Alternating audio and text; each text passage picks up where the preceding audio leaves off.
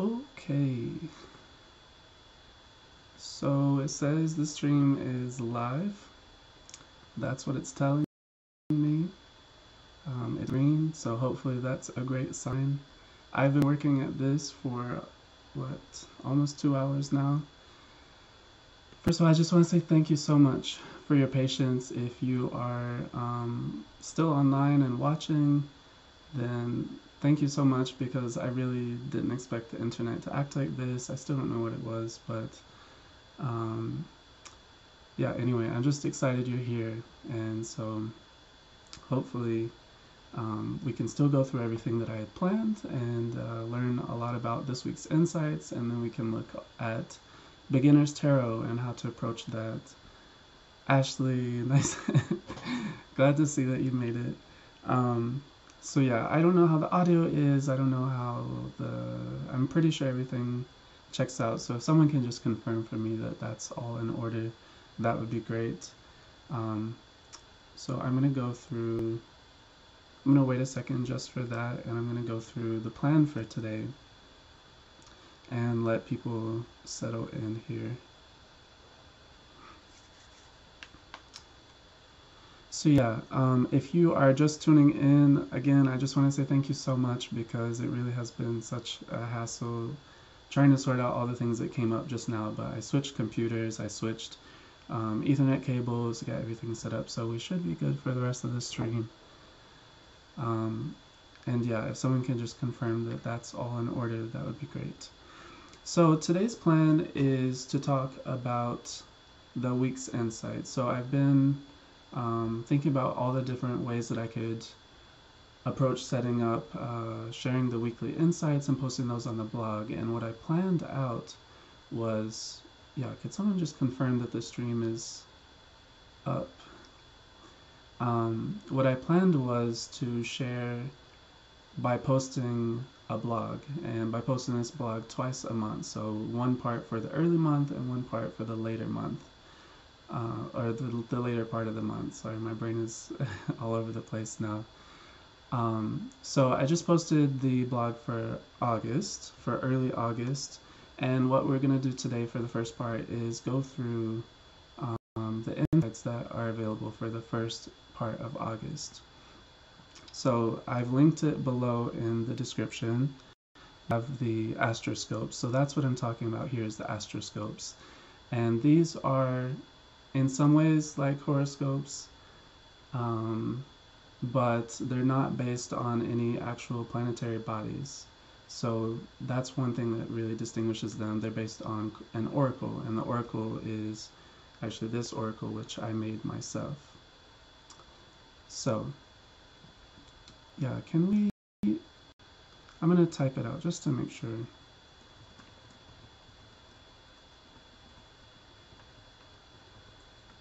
Okay, hopefully someone can tell me how that is.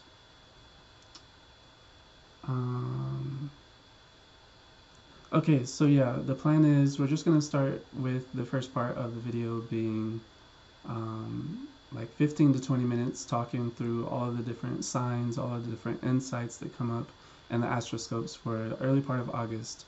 And then later we'll talk about the article for Beginner's Tarot. And for those of you who have a tarot deck, you'll be able to follow through with some of the concepts. If you don't have a tarot deck, that's not a problem, but I would suggest you get one. We're also going to be doing this stream again with the second part of the Beginner's Tarot blog. So if you can check in then you can join us for learning a little bit more advanced concepts for learning tarot. But anyway, let's just jump right into the weekly astroscopes. So when I set up this reading, the way I do it is I work with this oracle, as I mentioned. This is an oracle I made, and it's based in astrology and symbolism. So initially I chose a bunch of symbols that I identify with, and I've worked with astrology for a while. So I also associated symbols with that. So if you look at this card, for example, you have Neptune up here at the top. Hopefully you can see that. And then down below you have Pisces, so Neptune in Pisces, and each of these cards is either associated with a set like that or one of the moon phases. So it's very much based around astrology. And what I did was I pulled 3 initial cards for everyone. So these 3 initial cards, this is going to be happening every 2 weeks. I will post a blog like this talking about either the early part of the month or the later part of the month. And then this will be the structure. I'm pretty sure I'll keep this as the structure for the rest of the blogs. So for the initial cards, these are cards that apply to everyone. Later, the cards start to talk about individual signs, but for the first part, we pull 3 cards, and the way I did it, if you can check the article for this too. I pulled 1 card for week 1, so that's the first week of early August. Then I pulled another card for week 2, so still in early August, but week 2. And then what I pull is a 3rd card, which is the central message, which is how everything gets pulled together. Let me message real fast just to make sure everything.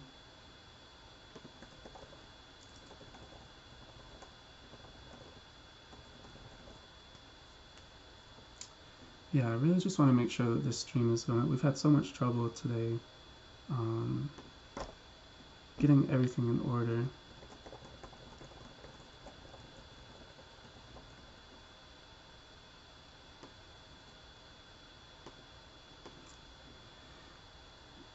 But also don't want to hold people up. Just want to make sure that that update is there. But anyway, so we'll continue on for now. So the card that came up for week 1 was wheat, Ceres and Virgo, wheat. And I wrote that this card symbolizes the importance of following through with our intentions and remaining focused in our values. So during the first week of this month, we really want to be thinking about how we're approaching our intentions. Are we honoring our intentions in a full way, in a consistent way? Virgo is extremely consistent, extremely devoted. And so this card really represents in the first week of August, really needing to make sure that we're staying aligned in any intentions that we set. So if you're saying you're going to do something, making sure that you follow through on that. If you have a plan with yourself, making sure that you do that. Any sort of intention that you have, this energy is really just one of making sure that you keep up with that intention. And that's really, okay, awesome. Glad to know everything seems fine. So yeah, in week 1, we're starting with wheat, and that, let me pull that here. I already pulled it. So this card is wheat, and it symbolizes, as I mentioned, really that honoring intention, and it's about thinking for the long term. Virgo isn't convinced by what's flashy and what's immediate. Virgo thinks for the long term and thinks about how does this align with my values so that I can grow something over time. And so when we get this card in week 1 of early August, let me make sure that's the month because I'm liable to say, yeah. So in the first week of August, we really just want to make sure that we're thinking about how do my intentions, whatever they be, my words, my actions, all of these. Yes, actually, I did make this. This is not a tarot deck, just to clarify. So this is an oracle, and I'm going to talk about, that's actually really a great question. So I'm going to talk about why this isn't a tarot deck and how it is different from that. So yeah, stay tuned and you'll figure that out. But I did make this deck, and wheat was one of the initial symbols that I chose, and I've continued to develop it. And this is, I'm pretty sure I'm going to make this available for purchase, and obviously I can teach others how to use it. So if that's of interest to anyone watching, reach out and we can plan something. But yeah, wheat is really a symbol of honoring intentions. I've said this 1,000 times, but it's really just, that's where we're starting with the month. So this really, again, the first of the month is a place of intentions and looking at plans, how we're planning to move forward. So we really want to make sure that in early August we start with keeping our word and following through on actions, because those are the things that's going to build the rest of the energy of the month. So now I've spoken quite a bit about that. If you have questions about something that I'm saying, feel free to write it in the chat, and I can go back to something, I can slow down. I have a lot on my mind right now trying to get this stream up and working, so we're just going to make this work. This is the first one. We'll figure it out. We're remaining in our intention this week. That's what we're doing. I said I was going to be on here tonight, and I'm following through. So, week 2. So again, we pulled this for week 1 of early August. The next card that we pulled for week 2 was actually the new moon. So this is also a card of intention. The difference here is that Virgo is very much like practically oriented and what can I do to make things happen, while the new moon is a time of really just limitless energies, as in so many different potentials. So again, this talks about intention, but it talks about intention in the sense of making sure that the things that you want to be manifesting, you really know what they are. And I talked about this in the article as well. This energy here, in week 2, it becomes really prominent. This card represents, the new moon represents an energy that will help you manifest whatever is set in your intention. So you really want to make sure that that's all in order, because if your intention is a little, it's not aligned, I'll say it that way. If you're not paying a lot of attention to what you're doing with those intentions, moving forward, things will happen from that anyway. So it's really important to check in with what you say that you want and what you say that you mean and what you believe, what you practice, what you value, what you prioritize, because those things are going to multiply in week 2 of early August. So that is really, when you put those two cards together, you have wheat and the new moon. And this really is just it's a very strong promise of potential, but the potentials can go anyway. So it's really up to us in early August to make sure that all of the things that we desire, we write them out and we plan on them and we move forward as if that is the plan, because that's how things are going to unfold. And again, if you don't take the time to sit with these intentions, that will also show up, and it's not going to be pretty. Virgo definitely, this card represents Ceres in Virgo. Virgo doesn't like people not following through on their word, and Virgo is all about honoring the word and honoring values. And then the new moon is just going to multiply whatever you think you're doing. It's going to multiply that. So make sure that you know what you're doing, that you know what you desire. In early August, that's what we've got to work with first. So that's where we're starting. Then I pulled a third card, the central message, which is really to pull everything together. And how it came up was this card, which is Pluto in Pisces. In this position, the symbol is dust. Now, this brings a different tone to these previous two cards. They're kind of getting more and more abstract as they go. But the thing about dust is that we really need to be able to think about how time affects things. And this comes up again. I'm going to try to stay moving quickly so that we can get through all the signs. I want to make sure that there's time for that. But we'll take time. If you have questions, don't hesitate to write them. I can slow down. Even if you're watching this after the live stream and you're just watching the recorded version, you can comment below and I would be happy to share what's up. So don't hesitate to ask questions, but I'm going to move quickly if no one stops me. So yeah, we have dust coming up, and that's about looking at our intention in the concept of time.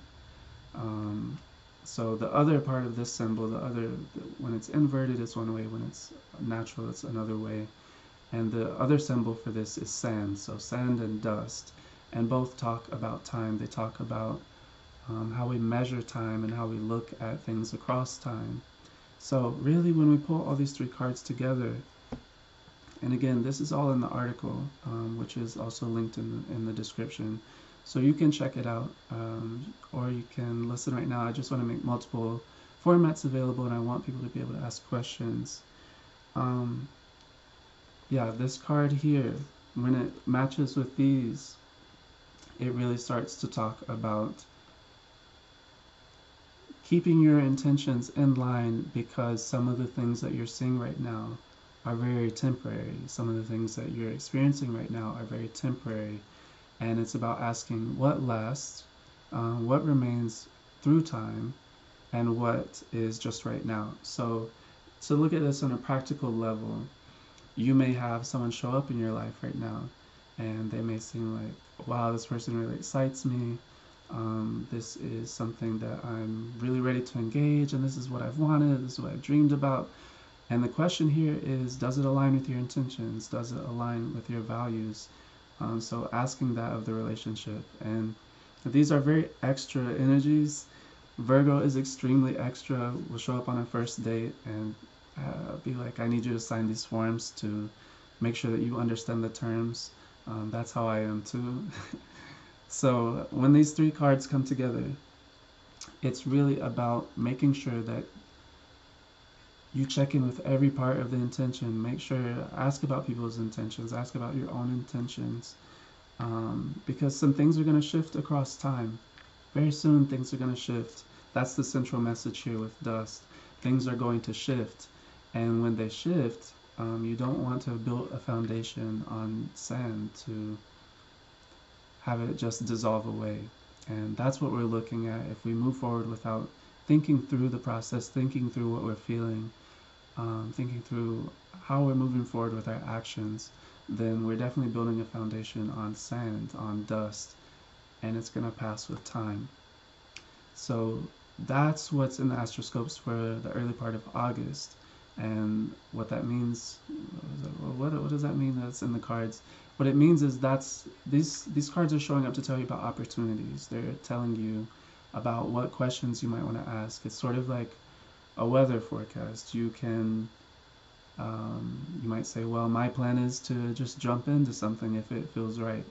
You can honor that, just like if the weather forecast says that it's raining, or that it's going to rain, and you're determined to go outside and run around, you can do that, but it's going to be a different experience. So when thinking about how you want to move into certain things, or how you want to position yourself, or situations you want to get into or out of, it's helpful to know what kind of energetic climate you have going on. So the energetic climate right now is one that says, understand that things are very temporary, and allow yourself to dig deeper before investing yourself in something, because it very much may not last. So that's what we have for the initial cards. And again, if you have questions, post them below. I'm making these videos because I want to serve these communities. I want to serve you. I want to help you feel better. I want to help you feel more inspired, more connected, more whole, more cared for, more aligned in your intentions, more able to make decisions. All of these things I want to help you with. So that's why I'm making these videos. I'm not making them for me. I have the cards. I can look at them anytime. But I put them up because I want to make sure that you feel you have the resources you need to heal and thrive. So ask questions. The space is for you. Post them below. Post them in the chat if you're on right now. Do note that anything that you post right now in the chat, I'm pretty sure will remain in the video forever. So if you're not trying to have your personal deets online, maybe don't post that. But otherwise, post your questions, and even if you do post something, I may be able to delete it. I probably won't, unless you ask me to. Point being, there's nothing to lose. Ask the questions if you have them, because I'm here to serve you. So next, we're going to go into each of the signs. So these are the first three cards for everyone. This applies to everyone. When I pull the cards, I set the intention of them serving everyone who's going to engage this. So this is for you. Then the next part is talking about the astrological signs. I'm already at 19 minutes, so I'm going to probably go really quickly through these signs, or maybe not. We'll see. Some of y'all know how I am. So for each of these signs, this does not need to be what you were born into. if I'm talking about Aries and you're like, well, I don't have, my moon sign is actually Pisces and my ascendant is Taurus, and I don't work with a birth chart. That wasn't in the intention of this reading for me. The intention was that you be able to receive through whatever energies you resonate with. And we all have multiple energies that we're working with astrologically. We actually have all of them, just in different capacities. So I wrote an article about that too. It's called Multiplicities. You can read that in your free time. So when I'm talking about these signs, what I'm saying is it may be for you, even if it's not in your birth chart. So don't give the birth chart that much weight. But I'm going to jump in. So we're starting with Aries. Make sure I can find this card real fast. So Aries, we have the heart is our symbol. Let me make sure I can find this real fast. So this is the symbol for heart. If I make a mistake on this, you might not notice. I'm going to notice later. I'm still learning these cards also. It's surprising, even though I made them, I feel like I have so much to learn about them. I have a book beside me that I wrote that I use when I'm doing readings. So your girl still has some ways to go with learning the fullness of these cards. But this one should be for heart, which showed up for Aries this week. Or for the first part of the month, for the first half of the month. And what this is saying is that if you're identifying with Aries, the message is that you may be feeling especially exceptionally, unusually down right now, like some sort of disappointment came up. For me, this card feels, in this position, feels like the Three of Swords, I'm pretty sure. Yeah, the Three of Swords in tarot, which talks about a feeling of disappointment, a feeling of loss or betrayal, just heartbreak. And Aries doesn't usually carry that around very much, so it really surprised me to see this card coming up. But we have the heart in Aries, and what this is saying is if you're identifying with Aries, then really just make sure to slow down and be gentle with yourself. You're not naturally very general energy, but this is not a time like others, so really make sure that you slow down and take time with yourself and really feel what you're feeling, and also know that this is temporary, and you don't need to push yourself immediately to say, oh, well, I need to feel better right now, because you're feeling what you're feeling because things are unusual. Things are unusual, and you're going to see that in the other signs right now also. Things are looking weird. So allow them to be weird, allow yourself to learn from that, and just feel through what you're feeling, be gentle with yourself. I'm already going very slow with these. So next, we have Taurus, and for Taurus we have silver. I should have sorted these before, but some of them are repeating. Silver is this card. So the way that this card finally got online, thank you for sharing and affirming us to feel and be weird. You're so welcome. I love weirdness. That's what I live for, is weirdness. I'm weird on purpose, and even when I'm trying not to be, I'm weird. So I definitely have space for that and can always affirm that. And if you need affirmations of that, seek me out. I'm always down for some weirdness. So for Taurus, we have this card, which is silver. And the thing that I'm sensing here, Taurus likes flashy things. They're also very simple kind of energy. But Taurus also is indulgent and enjoys nice things, likes luxury, likes feeling nice, likes looking nice, likes clean type things. They also like to get their hands dirty and get in the garden, that kind of thing. But they like nice things, they like shiny things. And silver came up right now for the first half of this month. And what I'm sensing here, Taurus, is that you're getting distracted, that you are giving a little too much weight, most likely, to something pretty that has come into your life recently. And when we go back to the initial cards, we have to keep in mind this may be temporary. So we want to check in and make sure that this flashy thing is going to stick around. That's all I'm going to say. That's all I'm going to say. Don't be distracted by flashy things right now, Taurus. Gemini. So Gemini, we have the mask. This should be easier to find. So we have the mask. What I got here, Gemini, is that people already, I'm not calling you this, but people already refer to Gemini as two-faced and of a dual personality. The dual personality, that's just a fact. Actually, I'm just saying this replay of my live stream right now is funny. Mask. Make sure you're not wearing one, Gemini. Make sure that you're not playing both sides. And part of what I wrote in the article is that it may feel easy to feel like, oh, I'm the victim right now. This is happening to me, or what I'm experiencing right now is, yeah, it's happening to me. I'm not involved in it. But it's important to know that you can be enabling or enacting abuse while also receiving it. So you really want to make sure that you're aware of what roles you're playing, because you're very good at playing different roles. And with the mask, you can take on a lot of different selves. So make sure you know which ones you're presenting and that they're allowed to be contradictory. But don't play games. Don't play games, Gemini. Cancer, we have... Oh goodness, if I'm going to be able to find this card in here. So there's two that look similar, and I'm still learning them. I'm just going to show you a card because I'm not exactly certain which one it is. But what we've got for Cancer is the passing moon, and I call this seeking yin. The yin as in yin yang and Taoist philosophy, and there's a lot of work in there. Comment if you're interested in that, I'll tell you more. But basically what this card was telling me is that Cancer's really in the place right now. You're really in the place right now where all the weirdness is coming from.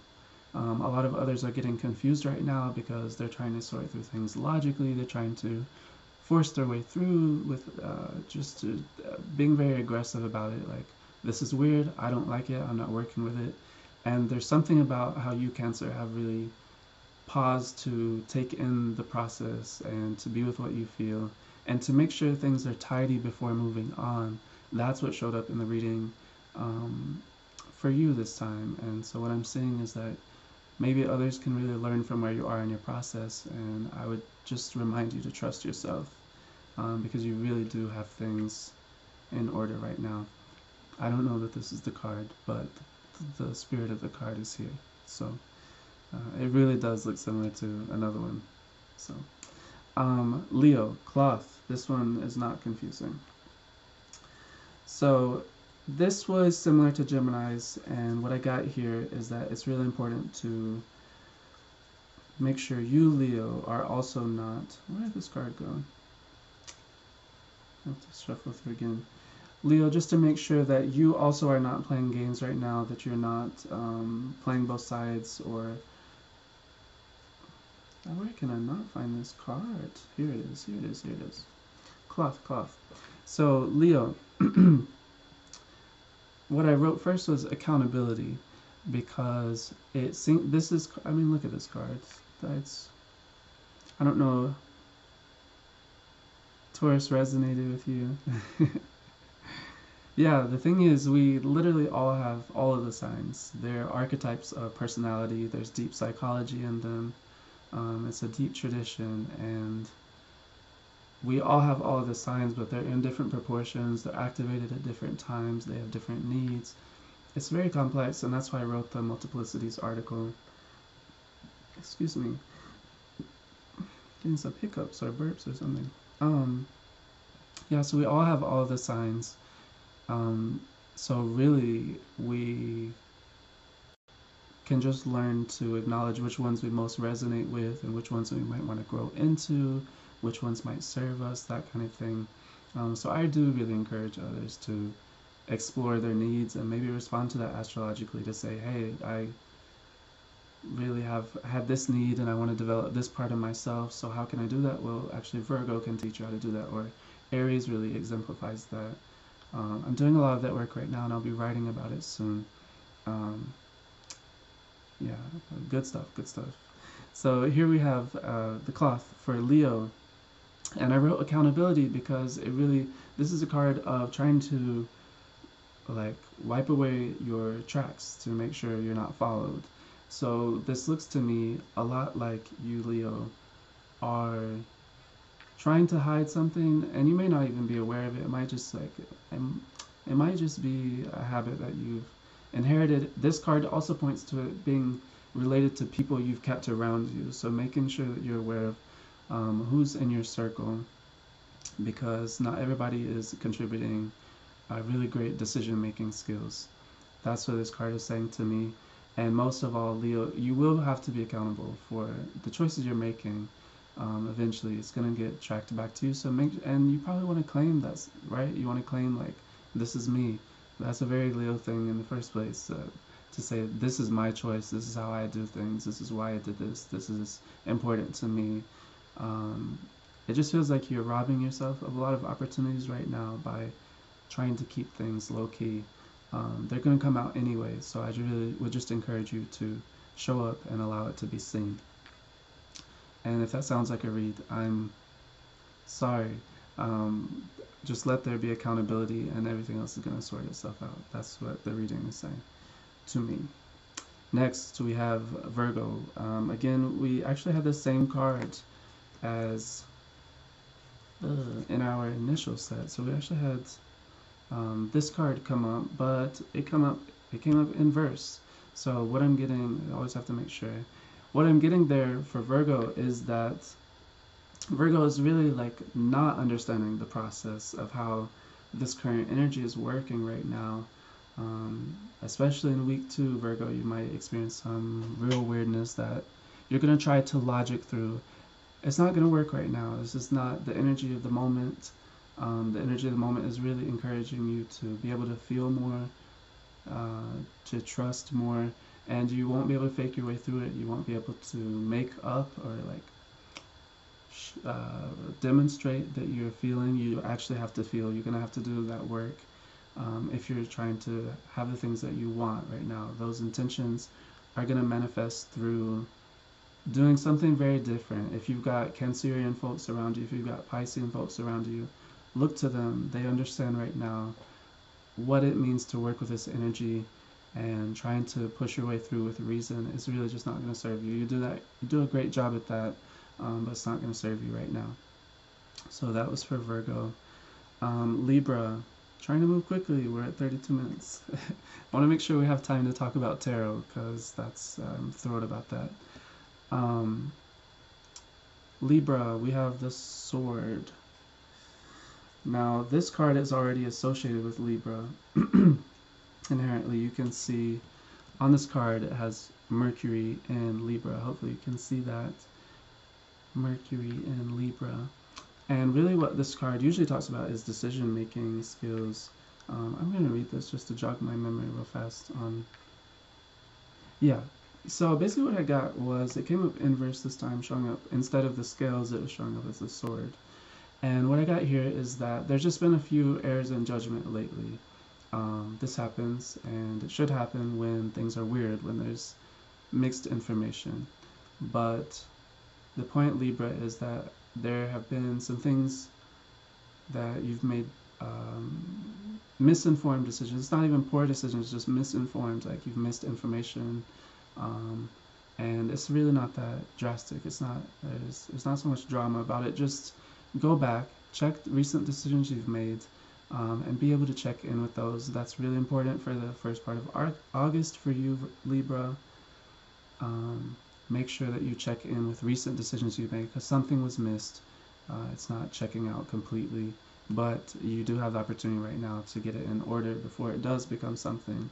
So even if your feelings are hurt right now, which I do suspect with this card, you got some feelings in the midst of it, sort it out right now, because you have a really great opportunity to get it all checked out. So you got this. Just go back and check your decisions recently. It's not your fault. I'll say that for you, Libra. It's not you. It is very situational this time. Next we have Scorpio, and the card there is Hand.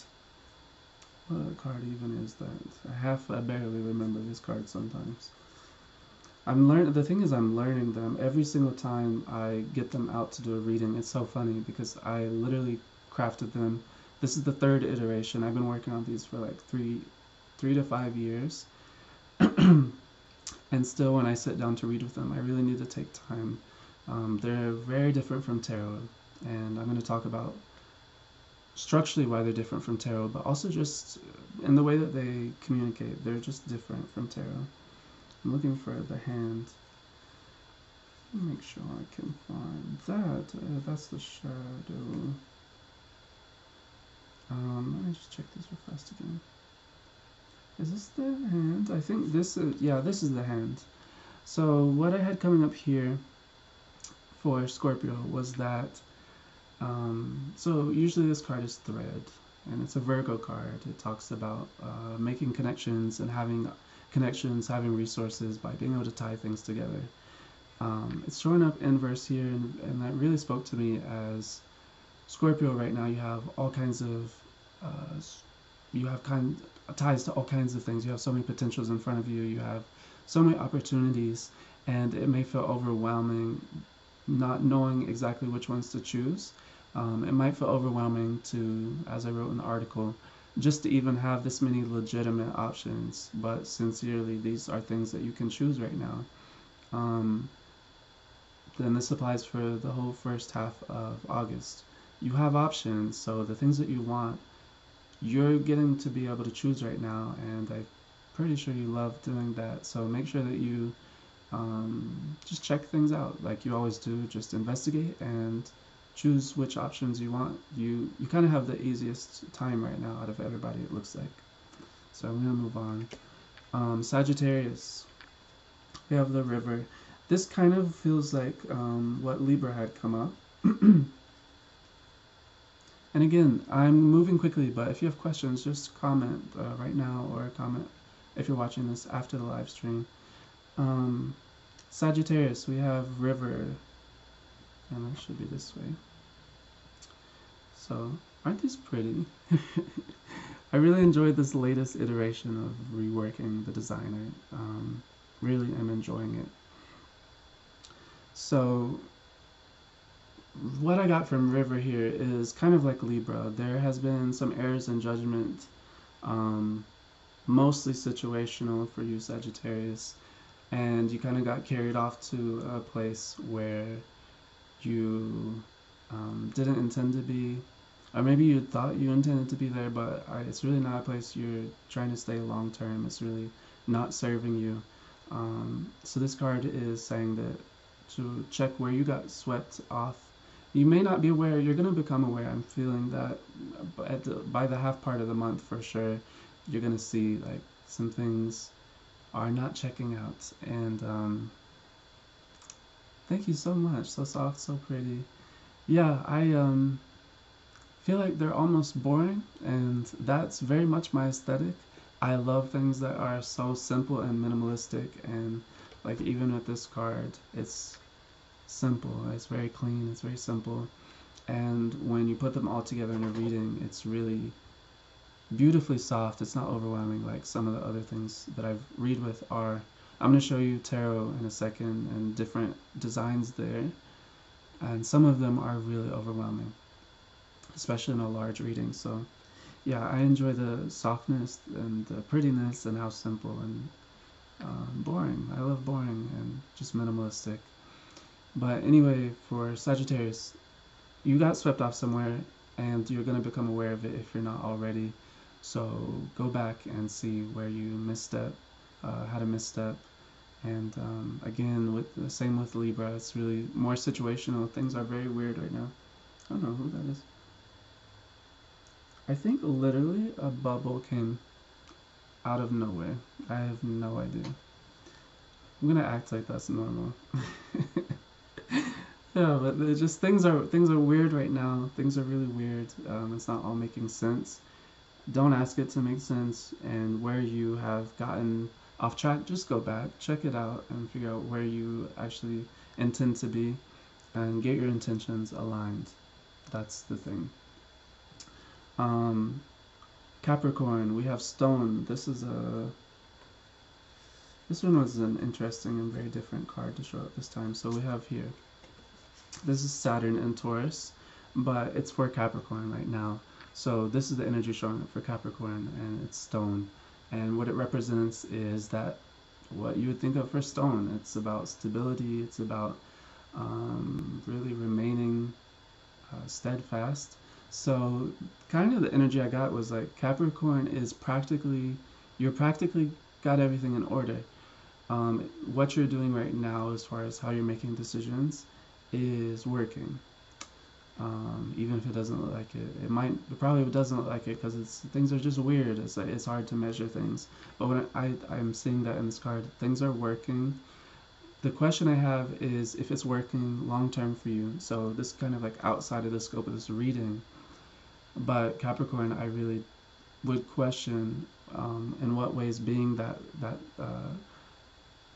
it can be stern, it can be serious, it can be unmoving, immutable, inflexible.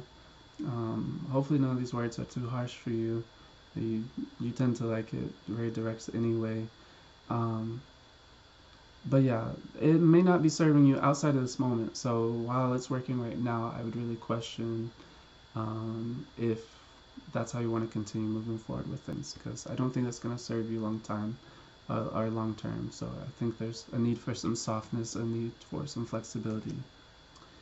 Okay, we're at the last two. We have Aquarius with the branch, and I think I saw that here. So this is, it can be inverse. This card is almost the same either way. For Aquarius, we have the branch, and, well, hello. For Aquarius, we have the branch, and what I'm seeing here very immediately is you're being very tough on yourself, Aquarius, and there's definitely a need for more gentleness. And with this card, I also sense that there's family ties to this, that family is having a lot to do with how you're feeling, how you're treating yourself. And this doesn't need to be biological, blood, family, whatever. It's just the people you consider family, the people you keep closest to you, or who hold a family position for you, really may be contributing to some internalized patterns of abuse right now. The way that you're talking to yourself is really important. The way that you reward yourself or affirm yourself, really being able to get that resilience through knowing that you're deserving, knowing that what you're doing is enough, and if it's not enough, then doing it, but not looking to someone else to need to punish you, and not overly punishing yourself, just being gentle with yourself, kind of like the Aries reading, similar. Okay, and last we have Pisces. We have good luck on me finding this one. These moon phases are really tough for me. I think I'm gonna look for it. We're gonna see what happens. I think this may be the one. Right now it's the one. Let's go with that. So this is returning yang, reaching moon. As vague as that sounds, but basically the point here is that this is, for Pisces, this is not unusual, because Pisces, you're in a completely different place from everyone else. And I identify with Pisces deeply. I know that that's really not what I'm trying to hear. That's kind of hurts to feel like separate again, to feel alone in any type of way. You are right now in a lot of ways, and in a lot of ways you're not. You are in a place right now which is ahead of the game, which is more aware than where other people can be right now. And you've already been through some of the places they've been through, and your weirdness is just different. It's different. Here's the thing. This card, though, the one that I'm imagining is returning yang right now. I don't think this is the one. It really showed me a sense of unease, a sense of unwillingness to be where you are right now, Pisces, and you may be fighting in just about every way you can imagine. You may just be fighting a little bit, because we don't fight that much usually, but to really stop and allow yourself to notice where you are as a form of being grateful for the difference that you're experiencing and the insights that come from that difference, and not asking yourself to be where other people are, because you're not other people. And also an affirmation, they will get where you are. They're finding their way. You're just in a different place because you look at things different. You are a spirit, very much more on the spirit side than the flesh side, and that's inherently a weird way to exist on this earth. So you're gonna see things different. You're gonna experience things different. Right now is no exception, but it is an affirmation to allow yourself to be in that place and to not try to rush to be with everybody. They're gonna get there. They're gonna get there. So that's all the signs. I don't know why this is looking like this. So that's all the signs, and that's a card for each of the astrological signs. If you have questions right now, you're watching, put them in the chat. I will also say this is a time where you can, all of these chats every week, you can request a 1-card reading if you're okay with putting your business on the internet, because I know some people are not chill with that. But if you have a question and you're like, I'm chill with that being answered on the live stream, comment it in the chat and I will respond there. I think I'm gonna keep that exclusive to the live stream. So if you're watching this after it's been recorded, check in the next Tuesday. It'll probably be a Tuesday again. I'm gonna try to keep it on a Tuesday. And you can come in and ask your question and get a 1-card reading for free. And it doesn't matter if you've done it 1,000 times, you can come back in. I want to hold that space every live stream. So there's that.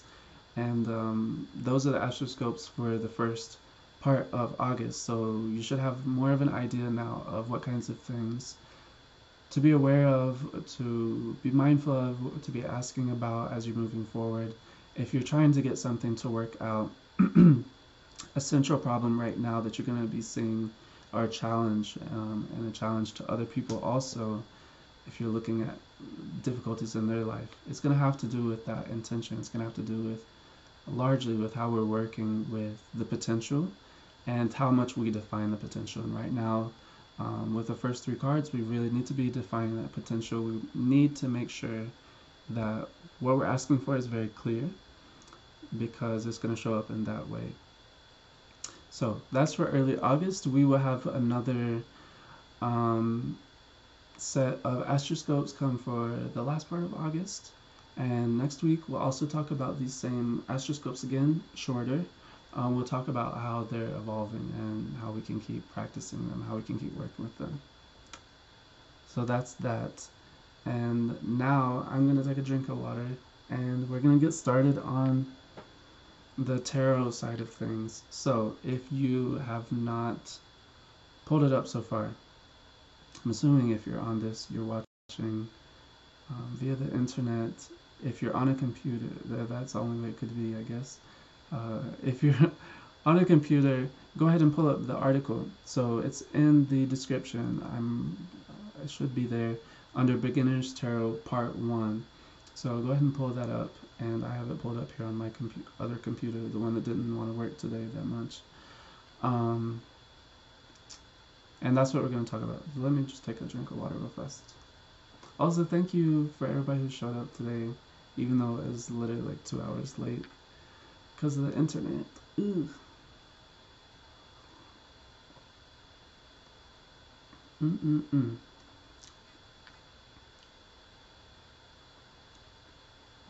I wonder how everyone found their way here. Some of y'all I know, some of y'all I don't think I know. So, but I want to know you. Let's see. Okay.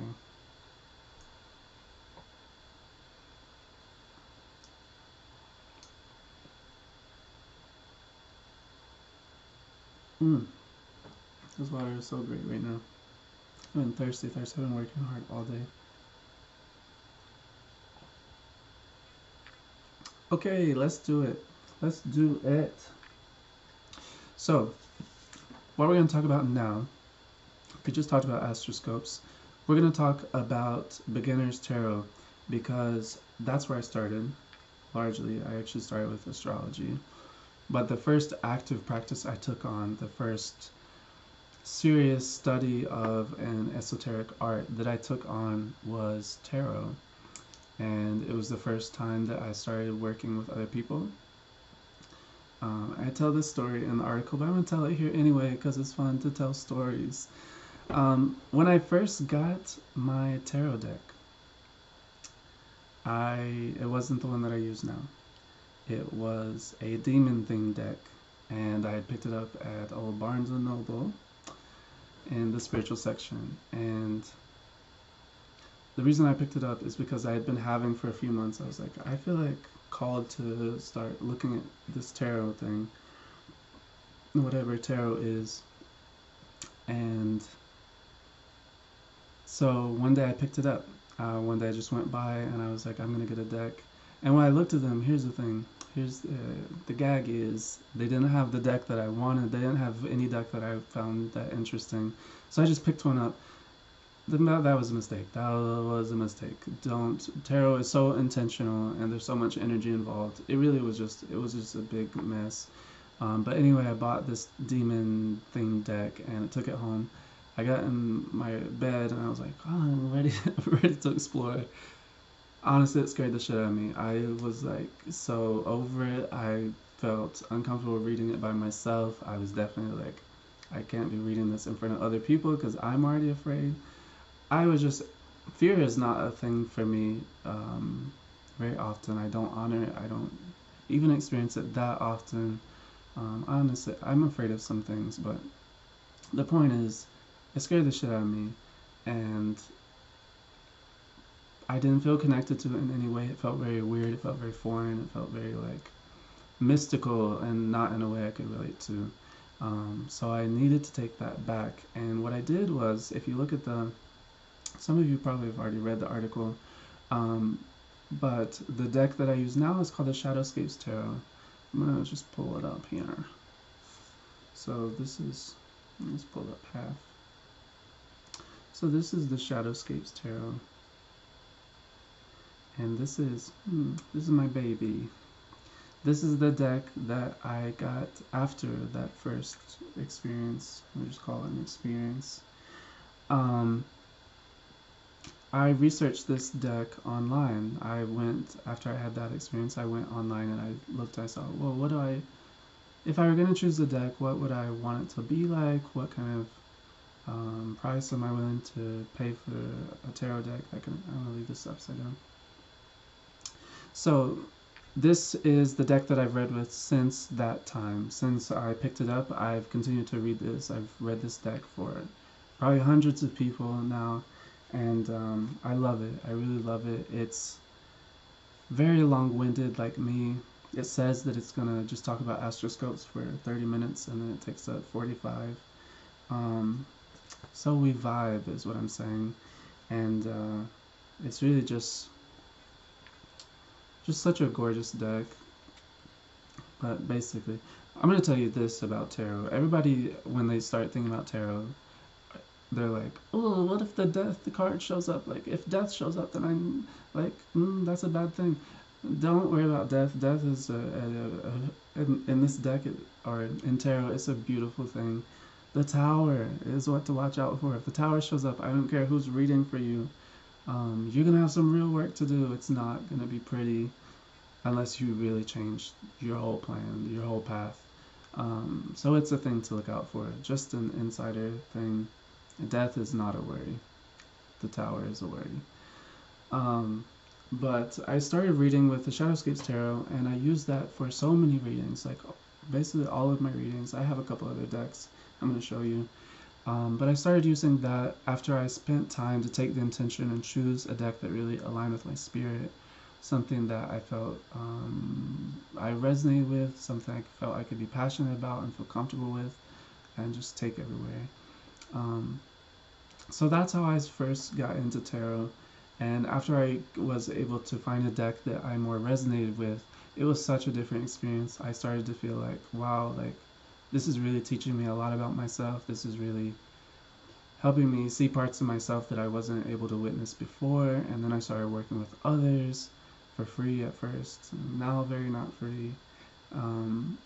But I started working with others, and they were like, wow, I've never been able to process some of these things. So, I mean, part of it was intuitive and part of it's just psychological, having space to hold with someone and really witness ourselves through artwork, witness ourselves through a story, through storytelling. So, for me, that deck was just, it opened so much for me. And tarot means, it's where I started. If you know about Intuit Hue, before it was named Tarot in Words. And yeah, now it's Intuit Hue. Try to go a tiny bit more classy or reclaim or reshape it, but we started as Tarot in Words because that's where my work started. That's where my work started. So that's why tarot means so much to me, and that's why I really want to share this as one of the first things on these streams. So I'm here to help you learn about reading tarot. So if you have a deck, go ahead and get it out. We are ready to start. If you don't have a deck, that's totally fine. I'm going to show you cards. You're going to feel engaged hopefully anyway, because I'm going to show you all the things and tell you all the things. So in this article, I wrote a few different steps as far as how to literally just get started. And the first thing I started out with, I wrote this before the astroscopes, I'm pretty sure. The first thing is prepare your intentions. So prepare your intentions. Make sure that you know why you're getting into tarot. You need to sit down, you need to write this down, you need to think through it, you need to feel through it. Literally, are you trying to go and have it at a party as a cool trick? I don't recommend it. I see people do that, and it really takes all the profound connection out of the experience. I really don't suggest. I really suggest that you, if you're going to invest time in this, to really figure out why it matters to you on a deeper level. So are you trying to use it to understand yourself more deeply and the psychology of your mind, and really, or do you trying to jump into the art tradition and the philosophy tradition and the astrological or the Kabbalah tradition of tarot? There's so much numerology, there's so much packed into tarot that people don't realize. So your intention might be to explore all of that in a specific area. Your intention might be more similar to mine, which was that once I started working with people, I realized I really want to keep working with people, that it really helped me have conversations, it really helped me help others understand things about themselves, and so I started building a community and a client base to start working with people and help them find healing and really just reclaim different parts of their experience. That's why I started, and that's why I'm still in it. And I think it's so important to know your intention, because you're going to lose motivation, you're going to feel less passionate, and it's going to take time to get back to that. And if you know why you're in it in the first place, it'll be a lot easier. So I could say a lot more about that, but I could talk about that forever. So I'm going to talk about more tangible, just literal things. So the next part of the article was talking about choosing your deck. Now I just talked about how I chose my first and technically second deck, and they were radically different experiences because I brought myself to them differently. And I think choosing a deck that you really resonate with can really give you such a profound experience, and choosing one that you're not sure about can really ruin an experience for you. So it's really important to know how you connect with the deck that you're working with. So there's also things I talked about in the article, like the amount of conflict there is among people who read tarot professionally or just consistently, about how do you even get a deck. So I told you could get it at Barnes & Noble. You could also go to your local little metaphysical shop and check out crystals and other things while you're there. You can get a tarot deck there. Now, a lot of people, if you look online or in groups, will say, do not buy a tarot deck. Though there's a lot of people who feel like that's a wrong thing to do in this tradition. There's people who say the only right way to get a tarot deck is to receive one from someone else, which obviously brings up the question of how did the first person get it, right? But anyway, that's really important to a lot of people to have received a deck, and I think that could be a really beautiful experience also. I've gifted a few decks to people before. What was I gonna say otherwise?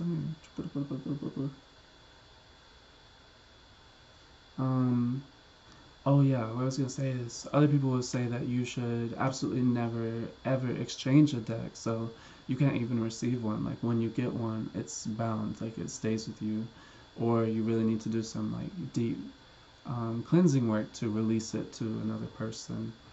I don't particularly hold either of those practices exactly. I don't let people touch my shit. That's a fact. Sometimes if I'm working in a reading, I'll be like, yeah, you can look at my cards.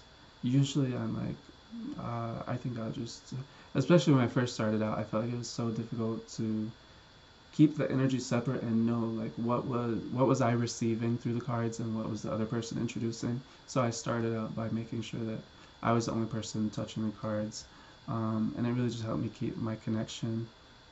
The point is, there's a lot of it's a profound experience. There's a lot of depth to interacting with your tarot deck and really choosing one that you identify with. So there's a few questions I wrote also. So first of all is, what kind of style do I want? So if you look at this, what do we notice here? We notice there's a lot of, I don't know which angle is best for you. There's a lot of little details in here. And honestly, if I do a large reading and I've got like all these cards out here, it can be overwhelming. It can feel like a real lot to interpret these cards and be like, oh, what does this mean? But then this one has like a little branch here that looks like this, and there's a coin here, and then there's a bird here. It can be a lot. Tarot in general can be a lot. It's about storytelling through imagery, and choosing a deck that's busy can really make readings so difficult. It really can. That's part of what I appreciate most about my Oracle deck. But you really need to know, what kind of style do you want? Do you want something that's more busy? You want something more simple? Some cards have this kind of thing with a huge border around them, and then text, and then it'll tell you the astrological element and a sign for Mars, and it'll have numbers. I don't do all that. Some of the more traditional folks get heavy into that. That's not me. I'm in tarot for the visual theology, I guess, the visual philosophy, the inheritance of all of that side of the tradition, the artwork. That's what I resonate with. So when I pull a tarot deck, I'll just show you some others. So here's another deck. This one is called the Dreaming Way Tarot. This was my second deck I think I got. I'm not sure. Actually, I think I got a bunch of decks early on and I haven't bought any more. Really. So this is the Dreaming Way. Also, again, just seeing my live feedback. So this is the Six of Pentacles in the Dreaming Way Tarot. This is Seven of Swords. So you can see that this one is more like, I don't know, even just look at these faces, right? Like, there's a more somber, there's a more like, this is the High Priestess. Usually in tarot decks, people use the High Priestess card as an opportunity to just go all out feminine energy and just like hyper expressive intuition and all of that. And there's just something very like somber about this deck. There's something very whimsical or just silly about it too. It's not as it's serious, but it's more approachable, and that's me. I'm serious and approachable. So, and also silly, and yeah, I take everything serious and I don't take shit serious. So, this deck really resonated with me. I hate the back. I would do anything to change this. I absolutely hate this, but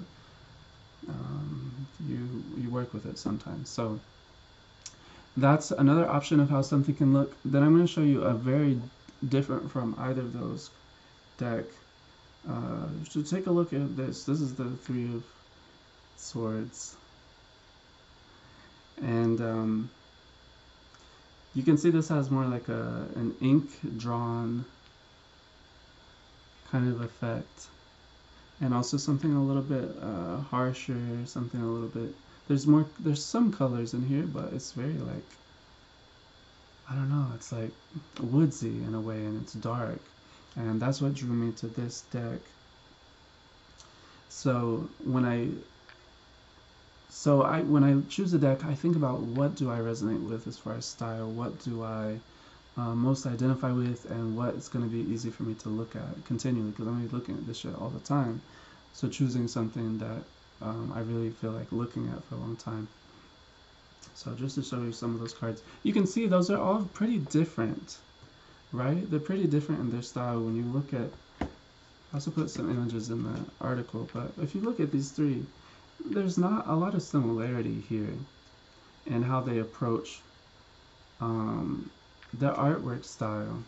So I find that they talk a little bit different too when I use them in readings. They show up differently. And it's just important to know that, because you really, when you get into reading, you want to be vibing. You want to say, everything is speaking to me. I have so much information to work with. I have so much that I'm connecting with. And the opposite thing that you want is to feel like, oh, this is really dense and I'm not getting anything. So it's just really important to know what kind of style you're looking for. And there's really so much that exists. I linked in the article to a site called Eclectic, and you can find all different types of styles on there. They have everything from like what I've shown here to cat themed tarot decks. I don't suggest getting a themed tarot deck, but if you're intent on it and you vibe with it, then go for it. But I think if you choose something that's a little more serious, like they literally have like Pokemon and SpongeBob tarot decks, is what I'm saying. But I think if you choose something more serious, the more you honor yourself and your vulnerability and bring yourself to this practice, you're going to receive so much more. So moving on, you also want to think about what size and format you want. So talking about the borders again, talking about the sizing. You obviously can see all these three cards are the same size. Basically the same size, so you can see that there's a certain size that I like to work with my hand, but some cards are huge, some cards are really bigger than your palm, and some of them are going to have borders, some of them are going to have all kinds of different text. So when choosing something, you want to think about what's important to me as far as the size. Is this something I'm going to be taking everywhere, in which case I want it to be more portable? Or is it something that I like want to be very ritualistic, and I actually only pull 1 or 2 cards per reading every once in a while, and it might be massive and you're like, I really want to see this as a piece of art. Whatever your intention is, just know it so that you know how to approach choosing a deck. Then lastly, what kind of coin am I trying to invest in a deck? You will probably find most tarot decks from somewhere between $12 to $60. 60 for the more artistic. I think like this is like a very much a heavily desired deck, and I think it was around 60. It might have been 40 at the time. This the Shadowscapes I think was 25. It's not an indication of quality, but it is an indication of a collector's value or that kind of thing. And if you are feeling like $60 is too much, I literally have had these decks for years and I don't plan to ever lose them. So it's something that should ideally stay with you, so don't be afraid to invest some extra coin in that process, is what I'm saying. Yeah, you'll find most decks to float around $25, which I think for most people is pretty accessible, though you can definitely find other options if that feels like a challenge to you. Message, comment, let me know if I can help you with any part of that process. Now we get into the last part of this article, which is study your cards. This is about to get very technical. I'm gonna move quickly-ish, again just looking at time, but this space is for learning. This space is for communicating and connecting. Again, it's live for a reason. I want it to be live. You can still, it's going to be live when it's posted as a recording. You're still going to be able to comment and connect in that way. So definitely don't hesitate to share your questions. All right, so here's an important just a fact about tarot. It has 78 cards, always. It doesn't matter what deck you choose, it doesn't matter who designed it, it doesn't matter where you got it from, how much it cost, if it's got blah, it's always going to have 78 cards. That is because tarot has a very specific structure, which helps in learning it, because 78 is a lot of cards. Especially if you just pick something up, right, and you're like, oh, I got all of these. How do I even begin to sort through them and understand what all these cards mean? Well, part of it is the structure, and we're going to talk about that next. But before I get onto that, that's the central defining feature of knowing when something is a tarot deck and when it's not.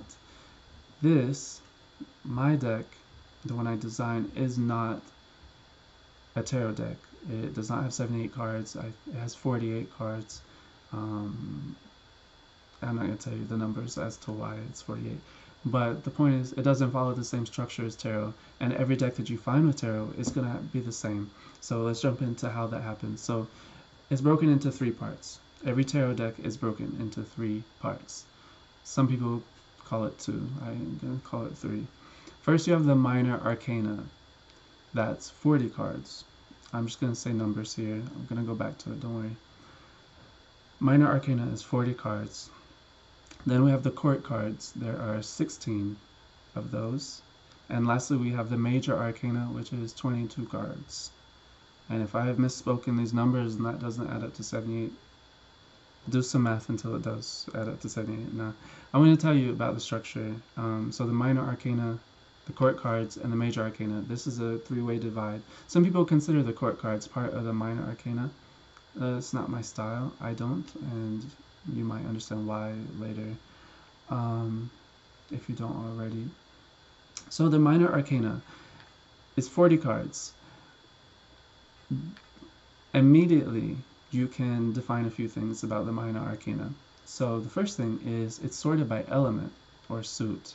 So just like in playing cards, you have the club, spade, diamond, and heart. Is that how it works? Did I just come up with that? I don't know.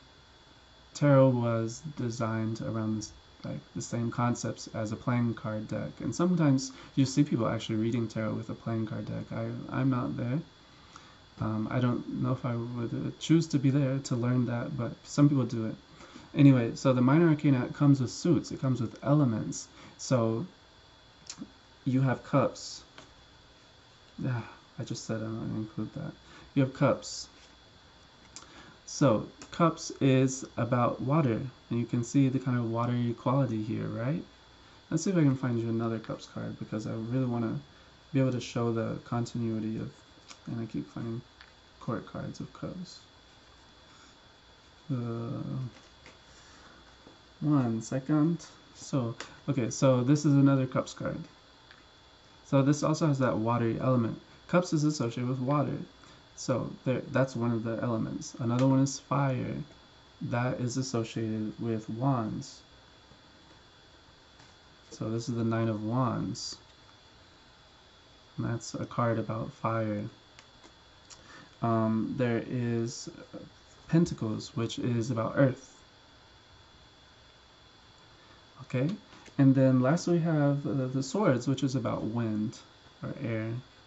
So if you go in summary, there's 4 elements: this earth, air, fire, and water. I almost said air and wind. Earth, air, fire, and water. That's what we're working with in tarot. For the minor arcana, all the cards are sorted into one of those 4 suits. That's just a fact, so write that down. If you're taking notes, that's just a fact. Then the other way that the minor arcana is divided is there's 10. There's 1, 2, 3, 4, 5, 6, 7, 8, 9, 10 of each suit. So here you see that there's the 8 of Swords. We just saw this card. The 8 of Swords. That means there's a 7 of Swords, there's a 9 of Swords, there's all 10. And let me see if I can pull some of those for you in a sequence. In a sequence of, okay, so yeah. So here we have the 7 of Swords. And then we have the 8 of Swords. Now, you might ask, well, what's the connection between these two? The swords is the connection. And the other connection is that they're a progression or a regression of each other, right? Swords moving from 7 to 8 is an advance, right? And going backwards the other way. So each of these suits talks about a different things. We'll start with swords because we're already here. Swords talks about things of communication. It talks about things about thoughts and ideas and yeah, it talks about words. It talks about how we engage with those things. So when you see a swords cards, it doesn't matter if you know nothing else about tarot. When you pick up the cards and you look and it says swords, you know that this is talking about. I also just saw my replay making some wild faces. You know that a swords card is talking about what? It's talking about communication, or it's talking about an idea or thought. It also tends to talk about conflict of words. When you get a cups card, you are going to know that that's talking. I really want to find another one of these. When you get a cups card, you know that this is going to be talking about emotion, feeling, intuition, sensitivity, depth. So that's very dissimilar in a lot of ways to swords. So you pull this card, you're not thinking so much about thoughts and ideas and like, oh, well, what if they have, no, you can approach that. That's an option, but the tradition of tarot offers you these suits as a consistent way of understanding what these cards point to. So all of the cups cards are going to talk about water. They're going to talk about emotion, feeling, intuition, that type of thing, falling in love, these types of things. So that's one of the tools that helps you understand. Let's go through the other suits. Okay, so we have a swords card again. I just looking through here, we get a swords card. What does that talk about? Yeah, you can comment it if you comment it below. I guess that's what people say. So we have the swords card. We know what that's talking about. We have a cups card. We know what that's talking about generally. We start with the general in tarot. Then we get a pentacles card. I said that that was associated with earth, right? What do we think of with earth? Maybe we're thinking resources. We're thinking money. We're thinking things that can be measured in a material sense, right? So that's what we're talking about with the pentacles. And this even is shown by coins. I didn't mean to cover my mouth there. So the pentacles is going to talk about money resources. It's going to talk about time resources, connection resources. It's going to talk about all the resources that you might have access to. So when you pull one of these cards, you know we're talking about resources. We're not talking about ideas. We're not talking about feelings. We're talking about facts. We're talking about material things. So that's another. And then we get to wands. It's interesting I pulled these two. Wands is about fire, and related to fire is passion, is spirit in the sense of like impulse and drive and motivation, very much a vital force. So when you pull a wands card, you know that we're talking about vital force and one's life in a sense of why they exist. So if you look at the 4 elements here, astrology has a system. Many other systems use this this divider of the 4 elements. This helps you learn the cards because when you pick up a card, you automatically know what genre of things it's going to be talking about. And from there, so that applies to all cards in the minor arcana. When you pull a card from the minor arcana, you're going to know it because it has the number 10. Oh, we got a 3, right? 1 through 10 is going to be minor arcana. They all have a number, and they're all going to have the element. Now, if you go deep into numerology, some people will say to you, okay, well, the 3 of wands is related to the number 3 in a numerological sense, and you can pull out concepts like that. I don't suggest that immediately to someone just approaching tarot because I don't think, it feels kind of like an afterthought in a lot of ways. I don't know if that's just how the tradition has evolved, but nearly every deck now I don't see these connections. I kind of see that as a forced thing. being put on tarot afterwards. I don't think it fits quite yet. So I wouldn't suggest that. But numerology is an option when learning tarot. So basically, you got the minor arcana. That's 40 cards. You already have some mode of being able to understand them through their elements. So the first thing is look at the elements. The second thing is go ahead and, if you fill out numerology, go for that too. Then I would say look at the individual cards and ask, well, what does this say? If I pull a Three of Cups, what does this card say to me about emotion? What does this card say to me about feeling? What does this card say to me about depth and those types of things? Well, here, the Three of Cups often comes up as a sign of gathering, as a sign of being together and feeling a sense of small community. So it's coming together to share your, it can be resources, they overlap.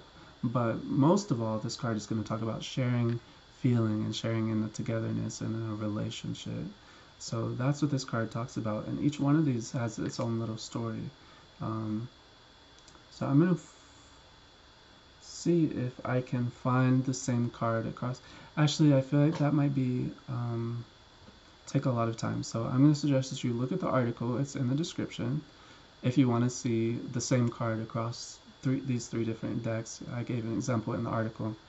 But what you'll see is that each one of these cards has a traditional story, and then the artist goes in and they reinterpret it, they reanalyze what it means to them, and they process it. So if you pick up a Three of Cups in any deck, you're going to see something of togetherness, you're going to see something of gatherings, of bringing together and celebration. Usually this can also talk though about too many people being involved in a situation and it harming our ability to feel more independently. So that's the thing, you go through and you just see the story with each card, and the elements really help you to understand what each one is talking about. Now, so that's 40 cards. You already got some basis for these 40 cards. This is the biggest part of the deck. Next, we have the court cards. I'm going to shift to, I'm going to stay in the same deck just to help get a sense of grounding.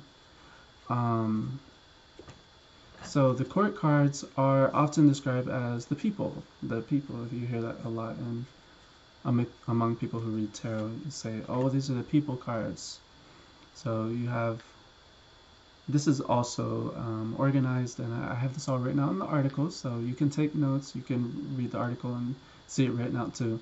But the court cards is a set of 16 cards. That's one of our three dividing sections: minor arcana, I'll start here, minor arcana, court cards, and the major arcana. So the court cards are 16 cards. They're also divided by the elements. This is, I think, why a lot of people associate them with the minor arcana as a continuation.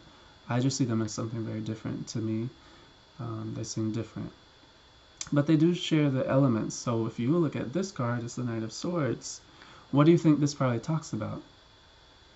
So literally take a moment and think about it.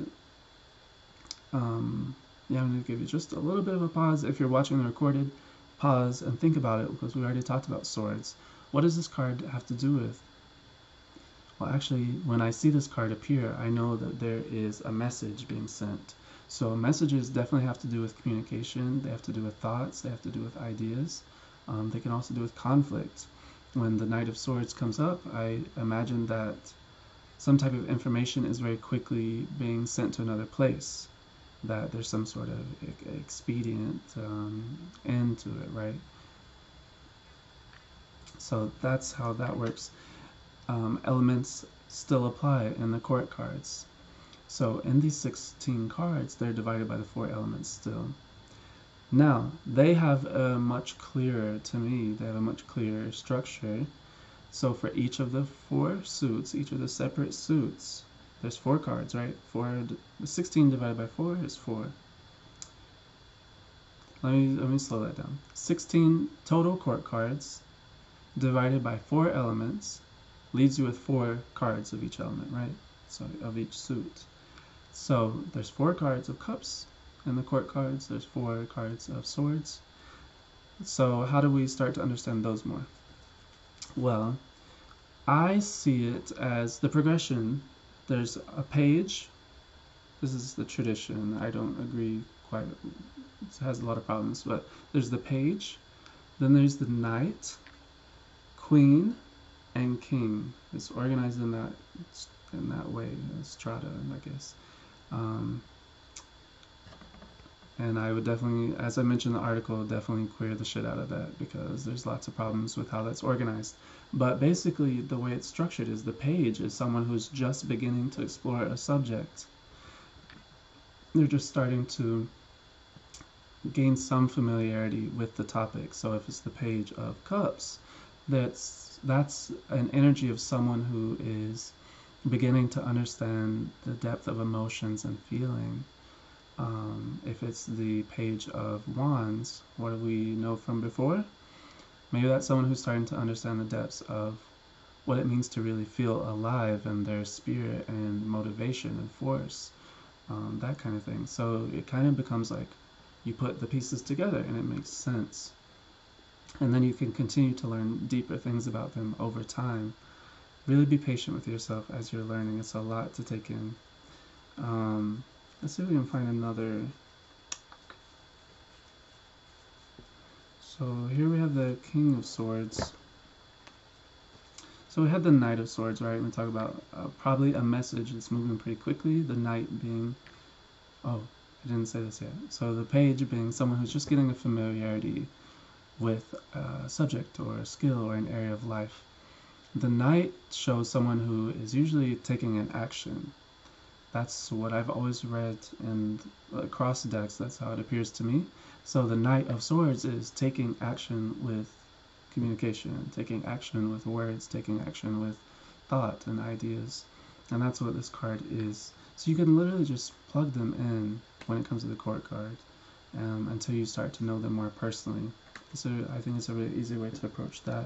The King of Swords, we're going to come back to a second. So the Queen is next. The Queen shows someone with some mastery of an area of life or a skill. But the thing about the Queen is that the Queen usually is very other-centered and is thinking a lot about relationships and how to serve everyone involved. When it gets to the King, we get a sharper sense of mastery of the skill, but it's generally very self-centered, or I don't know. I find that the King cards are bound up. Maybe that's my gendered interpretation against masculinity. I don't know, but that's often how it is. I mean, even in this card, our pal here doesn't look thrilled, right? Now, the King of Swords, so then talks about a mastery of the skill of communicating, the mastery of the skill of thinking, and of thought, of thinking. And often this card can show up kind of as a downside to having mastered the art of thinking, the philosophy even of analyzing. It's often someone who thinks so hard and tries to logic through everything that they actually feel trapped by all those potentials and anxiety and that kind of thing. So there's just so much depth, and these cards, the court cards, can be people cards. It can be like, oh, well, this is this person. Who is the person who's always sending messages and is talking all the time? And maybe that's what the Knight of Swords is saying. For me, though, the court cards several cards can refer to the same person. And so to me, they represent different aspects of the same person. So if I saw these two referring to me, right, then I would say that the Knight of Swords is the one who is able to express, and then the King of Swords is someone who feels bound up. So these might be two different parts of myself. They might show up in different parts of the same situation. In this part of the situation, I feel very able to express myself fully, and in this part of the situation, I feel very bound up and anxious by overthinking. My skill in thinking actually has come to a place where it doesn't serve me. So that's literally how the court cards work. I feel like they're very approachable, though a lot of people write articles and they're like, how do I even begin to interpret these cards? For me, it's take them simply. Stop trying to see them as one person equals one card. I've never had that happen in a reading. Usually people will get one card of the whole set that like usually relates where they are in life, but that will shift also. Just allow all the cards to be energies, to understand the cards as processes, as feelings. This is the most Piscean things I could say. But that way I find it a lot easier than like, well, this person says this is the King of Wands, but actually the Queen of Cups already came up, so there's not space. Well, there is space. That's what the cards are sharing. Listen, receive. That's all. I listen and I receive, and what I receive from all of the reasons I've done so far is that people are multifaceted and complex, and these cards show different parts of the self. So, with that, we come to the last part. Does anyone remember what that's called? So, we had the minor arcana, 40 cards. We had the court cards, 16 cards. We have the major arcana, 22 cards. Now, major and minor arcana obviously are connected in some way, right? Well, the arcana part, people tend to interpret that as meaning secret. So minor secrets, the minor mysteries of the world, and major mysteries of the world, the major secrets.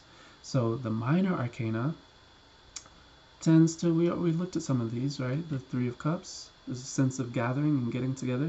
This could represent a party. This could represent a celebration of some sort. It's in a mundane way.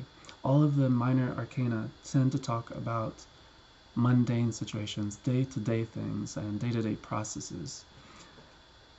The major arcana, on the other hand, talk about real-ass forces, major things outside of yourself, which are pushing situations or major events. So this set starts at the Fool. The major arcana starts at the Fool, goes through its 22 cards up to the World, and it cycles back around. It's a cycle. If you're interested in this as a psychological curiosity, look up the Fool's Journey. I think I've written about it too, through astrology. It's similar. But look up the Fool's Journey, and you could type in tarot also, and you'll learn about how these cards are in a cycle, how the major arcana represents the life cycle and how we transform through it, all the different ways we learn to be. So we start as the Fool, the person who is faithful about everything in the world and so willing to engage everything and to learn and to experience and to exist. They're unburdened by feeling overwhelmed with all this, the fears and the insecurities and the things they know about the world. They don't know it yet. They're just beginning in their life experience. They just started a new cycle. And so they're open to all types of experience. That's what this card represents. And as it moves through, I want to find the Magician, but I don't know if it's going to take 1,000 years. But as they move through, these major arcana cards represent getting different parts of your skill set activated, different parts of yourself activated, and finding more depths to your experience. So I did just find it. We had the Fool, and we forgot where the camera was for a second. We had the Fool. There's 0. Then we have 1. What's different here is this is not 1 of Cups. This is not 1 of Pentacles. This is not 1 of anything. It's a 1.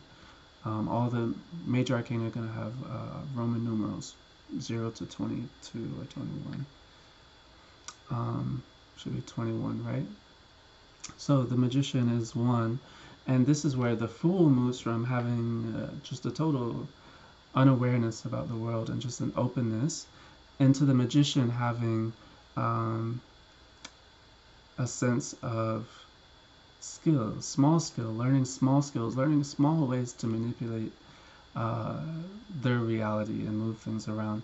And so this kind of patterns with astrology from the Aries opening up into a new existence and being very, like, in a lot of ways unaware and very much like, I'm going to jump forward into everything. This is kind of like more of a Gemini process. There's a progression through the cycle. There's so many things that you can learn about tarot and ways that it weaves itself into itself across artwork. I can mix up the cards from different decks and still read and get something very deep and inspiring and just touching.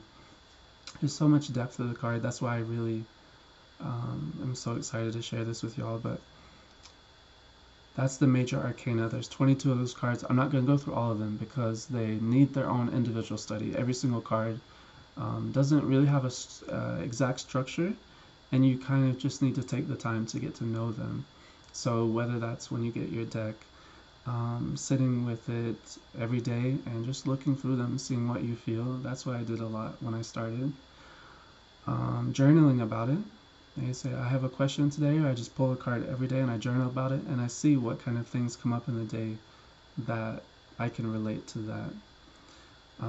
There's so many different ways to learn with tarot, and all of them are going to be valid. All of them are going to support you. The point is just to start working with it. So I think I'm at the end of that article, and part of it is because I started writing, and I was like, this is getting to be very long. I don't know if anyone could read all of this, or if I would want someone to read all of this, because I feel like it's starting to lose some of the focus. So I split it into 2 parts, and that's why next week, if all of this streaming stuff works out, we can get it all sorted, we actually will be here at 7 p.m. on the Tuesday, Eastern Daylight Time, and we'll be talking about part 2 of Beginner's Tarot. And with that, we're going to talk about, okay, how do I formulate a question? Okay, how do I start a reading? Okay, once I started a reading, how do I begin interpreting the cards? We're going to put everything together. So that's definitely a time we're going to all be practicing and bringing all the little concepts together. So if you don't have a deck, maybe try to get one before then. If not, just start looking around at cards. You can probably even find, there's lots of tarot apps, so you can find the cards so that you can read them just from your phone, just swiping that way. It'll set up little readings for you. But that's what we're doing. Next week, I'm pretty certain we're just going to jump into part 2 of Beginner's Tarot. And we're going to take all of these little structural things that we learn, and we're going to try to apply them to an actual reading, get some questions, and just really practice here together and learn about how we can begin to learn tarot. And I think right now is a really great time to mention that I'm leading a workshop series. I just crafted this. I've had an online course for a while, but I decided to start a smaller workshop series. This is going to be 4 weeks every time that it happens. It's going to happen on a recurring basis every few months. So for 4 weeks, we'll meet online. This is an online workshop, so it's accessible. If you can watch this video, then you can join the workshop. I'm pretty sure that's equivalent. Nothing in ability there. Yeah, join the workshop. If you're trying to learn tarot, we're going to be going so hard into practical skills. We're going to talk about the theory, but we're going to learn how to do shit with the cards. We're going to learn how to put them into readings and really get to know our decks, get to know our cards in a personal way, to really have that be a personal experience every time we reach out to them. So that workshop is available now. I hadn't posted a link in the description, but I'm going to post one now, and you can go ahead and sign up for that. And you have to book all of the sessions at once, but it is for 4 weeks. So when you buy the one, you're buying, it's all as one package is what I'm saying. So we'll be able to meet online. You'll be able to learn some of these things and go in deeper with my direct guidance. It'll be a small group of just small engagement, one-on-one or just few-on-one type thing. And we'll go through all of the skills. We'll build them. We'll learn together. And over the course of that month, we will be able to learn how to read tarot together. And this should be starting on August 22nd. I hesitate to say that because I'm really messy when it comes to dates and times. I forget them a lot. So I'm going to post the link and you can check it out for yourself. The next one, the first one, is beginning on August 22nd. And after that, you'll just need to check online to see when the next one is. But it will be on a recurring basis. If you are a person of marginalized experience, if you identify as Black, differently abled, Indigenous, of whatever experience that, I define it online. I'm going to leave it to my website to define it as I already did. then there may be resources for you. If the cost of the workshop feels exclusive to you, then you can check that out and let us know. We may be able to arrange a waiver of some sort or a work exchange. We really want you to get into the class and be able to use this beautiful resource. Tarot is such a gorgeous resource for healing, and I just really want to share these cards with you. So whatever way, if that interests you, then let me know. We'll make it happen. If you have any questions about that or anything else in this video, please comment it below. I would be happy to share anything that I've learned with you and help in your healing process. And yeah, I guess that's the last thing. Make sure to check out the workshop, and if you are at all interested, or if you think that there's a chance you might be after you join, then hold some space with us and you'll learn tarot. I'll make sure of it. I'll make sure that you have a profound personal experience. And yeah, with that, I guess I want to say, as I always say, thank you for holding space with me today. Thank you for taking the time to be with me and to be with yourself. That's so important. It's so important in a world that demands that we not feel very much or not know ourselves in a deep way. It's really radical that you took the time to be here and to learn with me and to learn with yourself and be with others. So don't hesitate to reach out. Make sure, I have to say this on YouTube, make sure to subscribe, make sure to like the video, and click the little bell icon so you can get notifications when we have new content. We're having weekly content now, so there should be plenty to check out, and we'll be here next week also. So yeah, thank you so much, and with love and with light, Amani, and I'll talk with you soon.